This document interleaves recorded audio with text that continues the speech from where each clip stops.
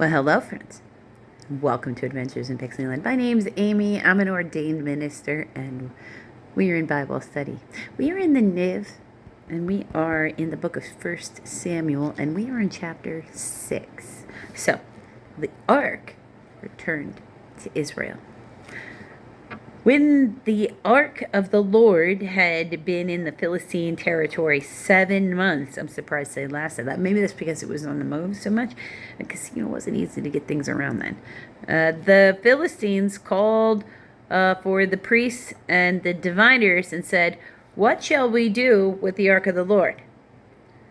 Tell us how we should send it back to its place." They answered, "If you return the ark of the God of Israel, do not send it away empty, but by all means send a guilt offering to him. Then you will be healed, and you will know why his hand has not been lifted from you." So, you can't just return what you took. You gotta appease this God, our God. So I would agree. You always have to appease our God. But they're just flat out being, "Oh, you thought you were the victors. Did you think you conquered their God? There's no such thing. Now you got to do penance to him, because don't we all just have to?" See, you don't even have to be worshiping the living God, and you still have to do penance if you do wrong by him. Isn't that? That's because he's the only God in existence. That's why. So the Philistines asked, what guilt offering should we send to him? They replied, 5 gold tumors and 5 gold rats, according to the number of Philistine rulers. So, sorry, I had to take a moment there to take off my my sweatshirt jacket. They replied, 5 gold tumors and 5 gold rats, according to the number of Philistine rulers, because the same plague has struck both of you and your rulers. So really, isn't that kind of like God being like, one, I beat you. You have to owe me you owe me a guilt offering, because you owe me something. So you owe me money, and I'm also letting you know what I think of you. Because isn't that just what he's saying? Tumors and rats. Okay. Make models of the tumors and of the rats that are destroying the country, and pay honor to Israel's God. Perhaps he will lift his hand from you and your gods and your land. Why do you harden your hearts as the Egyptians and the Pharaoh did? When he treated them harshly, that is God, treated them harshly, did they not send the Israelites out so they could go on their way? Like, why are you not learning from the people around you? You already know when he's decided something, what he's decided. Okay.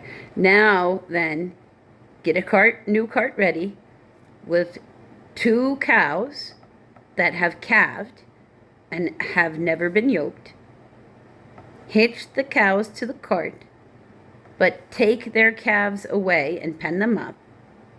Take the ark of the Lord, put it on the cart, and in the chest beside it, and in the chest beside it, put the golden objects you are sending back to him as a guilt offering. Are they telling them to open up the Ark of the Covenant to put these gold objects inside? Because I don't think it's a good idea for them to open up the Ark of the Covenant, but that's how that's just said it. Take the Ark of the Lord and put it on the cart, and in a chest beside it. Okay, in a chest beside it. Okay, that's better. Put the gold objects you are sending back to him as a guilt offering. No, I just had to reread. Send it on its way, but keep watching it. If it goes up to its own territory toward Beth Shemesh, then the Lord has brought this great disaster on us. But if it does not, then we will know that it is not his hand that struck us, and that it happened to us by chance. So, okay. So they've got a divining method, if you will. So they did this. They took 2 such cows and hitched them to the cart and penned up their calves.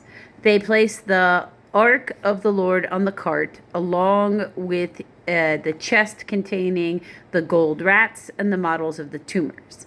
Then the cows went straight up towards Beth Shemesh, keeping on the road and and I think there's missing letters here, and lowing all the way. Oh, I see. Low. It must be like a word for how a cow mooing and stuff.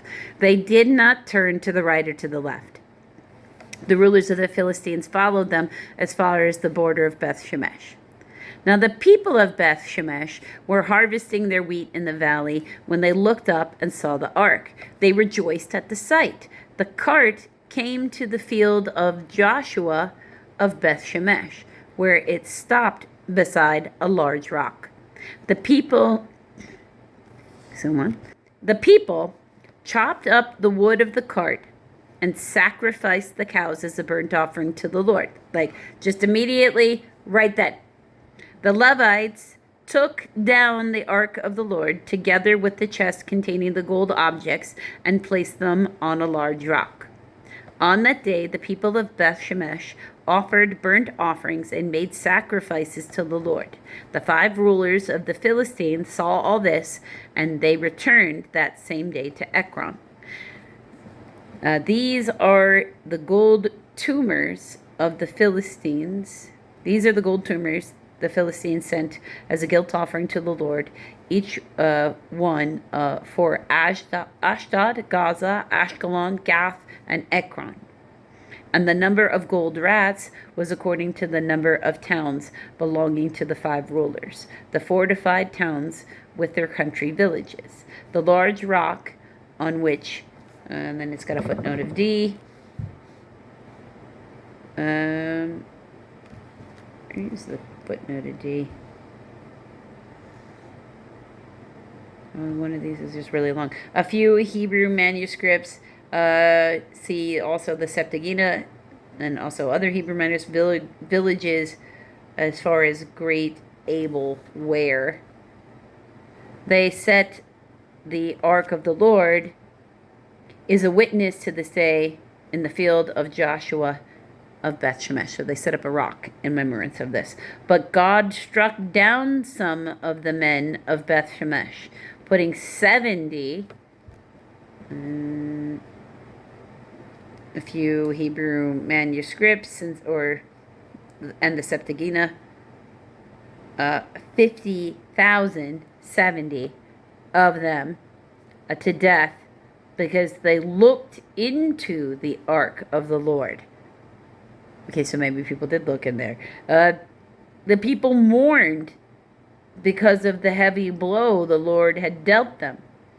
And the men of Beth Shemesh asked, "Who can stand in the presence of the Lord, this holy God?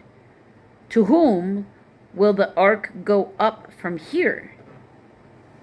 They sent messengers to the people of Kiriath Jearim, saying, "The Philistines have returned the ark of the Lord. Come down and take it up to your place." And actually, that's really the end of 6, and we're now into the chapter, at the beginning of chapter 7. So, if you want to find out what happens to the ark of the Lord next, you're going to have to come back and watch the next video, friends.